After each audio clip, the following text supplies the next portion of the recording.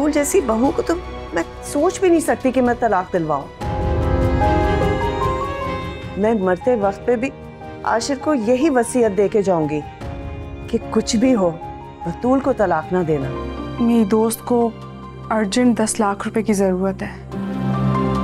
10 लाख? हाँ, and you know what, मैंने उसको वादा भी दे दिया है कि मैं तुम्हें दे दूंगी। बहुत जल्द आशिर के सामने तुम्हारा असली चेहरा आ जाएगा। अगर आप मैडम सरवत हैं तो मैं भी बिजनेसमैन रिजवान की बेटी मनाहिल।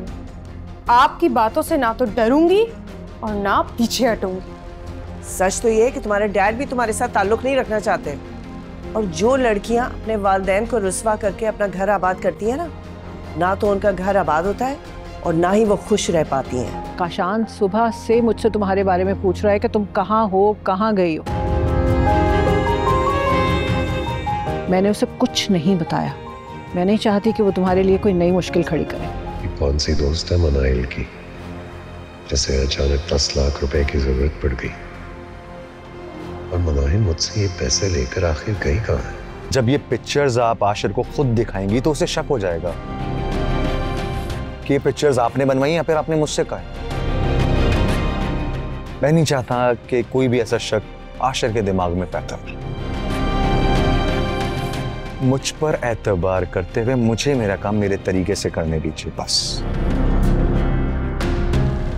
आशिर, आशिर तुम यहाँ पर क्या कर रहे हो?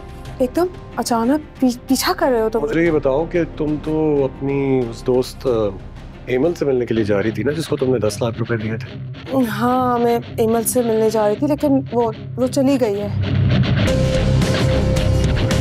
अल्लाह ताला मेरी बेटी की हर कोशिश को कामयाब करे। जरूर करेगा। माँ की दुआ और इंसान की मेहनत कभी रायगा नहीं जाती। मेरी दुआएं हर पल तुम्हारे साथ है बेटा।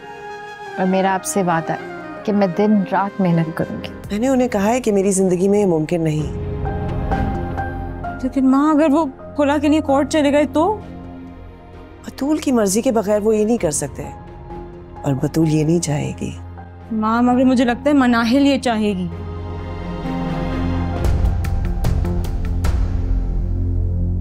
वो देखो, मेरी पसंद मेरी नापसंद का ख्याल रखा था नहीं।